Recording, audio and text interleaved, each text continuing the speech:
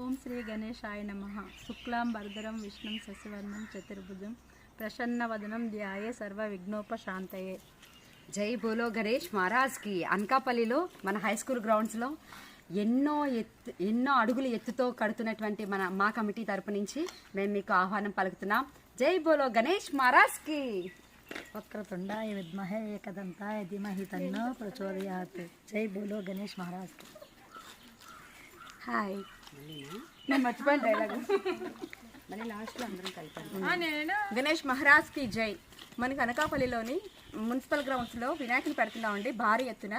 అంటే మన అందరి సహాయ సహకారాలతో ఇంటింటికి పత్రాలు తీసుకొచ్చి ఏకవిశంతి పత్రాన్ని అంటే దేవుని 23 రోజులు ఉంచుతున్నాము.